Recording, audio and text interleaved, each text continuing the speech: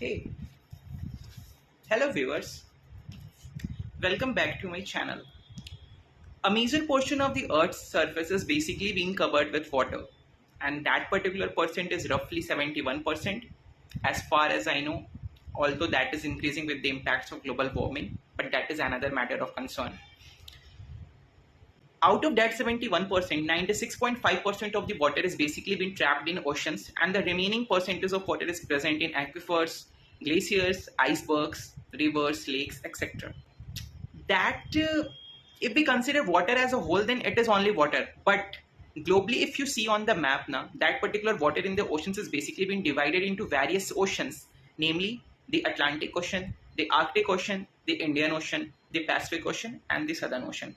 Although these oceans consist of water only, and water is just water, it's H2O only, but they have basically been divided into various oceans. And not only this, their boundaries are also quite visible. If you see on the, you know, if there is a kind of digital map that can show you all the oceans together, then you can see, or you can easily distinguish this ocean based upon their boundaries or the transition zones. They are having different colors. So here arises the matter of concern, and here we begins with our topic. So today the topic that we are going to discuss is basically about oceanclines, or more commonly the haloclines.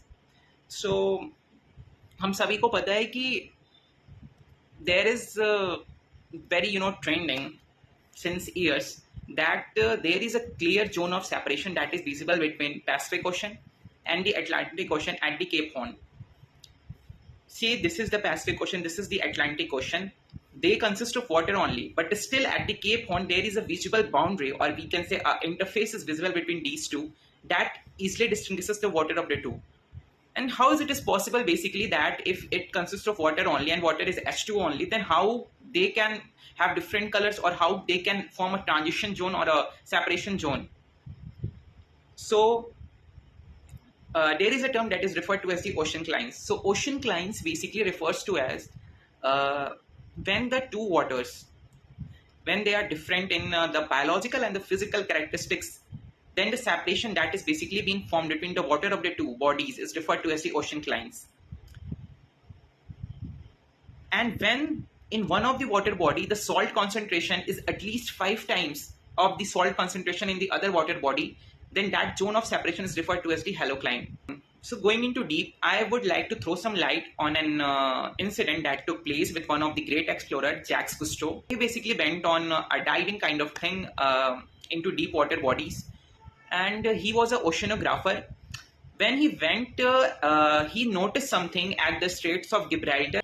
So when Jacques Cousteau went on exploring something, and when he go for a diving in the water of, you can see, the junction of Mediterranean Sea and the Atlantic Ocean, he basically noticed two different zones, or we can say he basically noticed a kind of transition zone between the two water bodies with different flora and fauna. There he came up with the concept of the oceanclines. He said, or he committed that if there are two water bodies, if they are having different certain factors, then it leads to the separation of the water of the two water bodies. Actually they are meeting with each other, but they are not actually blending or mixing easily. So that is the whole concept of the oceanclines or the haloclines. So coming to our topic of concern, that is the Pacific and the Atlantic Ocean, what's the reason behind the transition zone formation between these two water bodies? So we are having a total of 3 to 4 reasons. I will decode each one of them one by one. So the first and the foremost reason is the salinity. Yes, salinity is basically referring to the salt concentration. So the salt concentration in one of the water bodies is very high as compared to the other. That is a reason that is causing them to differ from each other. अगर हम Atlantic Ocean की बात करें, Atlantic Ocean is basically having a salt concentration which is roughly very high as compared to that of the Pacific Ocean, which is more than at least 5 times that in the Pacific Ocean. So the boundary is referred to as the halocline there. So whenever the salt concentration in one of the water bodies is more than the others, the chances are high that zone of separation will be formed. Just come to the let's have a quick refresh about the basic physics knowledge that we have gathered in the earlier classes. In physics, what we say, If we are having two fluids, the denser will set at the bottom and the lighter fluid will stay at the top. That is what we know. Because density ज़्यादा है तो weight ज़्यादा होगा, so in the same volume it will settle at the bottom and the lighter one will basically remain at the top. But why this thing doesn't happen with the two water bodies? Yes, I am talking about the Pacific and the Atlantic Ocean. That is a question, na? So why this well-said phenomena of physics doesn't happen in the case of the Atlantic and the Pacific Ocean? Atlantic Ocean being denser than the Pacific Ocean should go below the Pacific Ocean, just as the case that we have saw.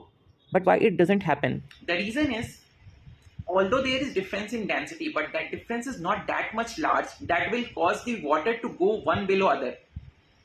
That's why they basically remain in equilibrium with each other, but they do not mix actually with each other, although they meet, but they do not mix.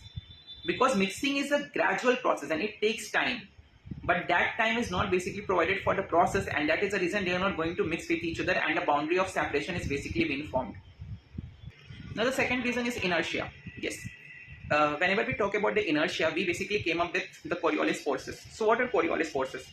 So Coriolis forces are the forces that basically results when the body is present in a plane that is itself rotating about a certain axis.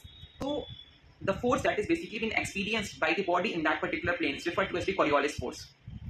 That is the reason because of which the ocean currents in the northern hemisphere are in the clockwise direction and the ocean currents in the southern hemisphere are in the counter or the anti-clockwise direction. So if we are having one northern ocean, if we are having one southern ocean, definitely the ocean currents or the speed of the currents in both the oceans will be quite different. So the ocean currents in the Atlantic Ocean is in the clockwise direction like this, and in the Pacific Ocean it is in the counterclockwise direction like this. So you can see if something is coming in the clockwise direction, how should I say, like this is clockwise for me, anti-clockwise for you. So if something is coming in the clockwise direction and something is going in the anti-clockwise direction, they will be striking with them like this. They will come this, and they will strike, and then again they will go. So that is one of the reasons that is not allowing them to mix. Now the third reason is basically what we call it as the surface tension forces. They are also, the surface tension forces are basically being different on the surfaces of the two oceans, that is not causing them to mix. So these are some of the reasons, mainly the salinity, the density difference, the speed of the ocean currents. And lastly, I would like to talk about the thermoclines. So if there is the separation boundary formation between the two water bodies because of the temperature difference, then that is referred to as the thermocline. We are having several examples in the list which are showing certain kind of behavior.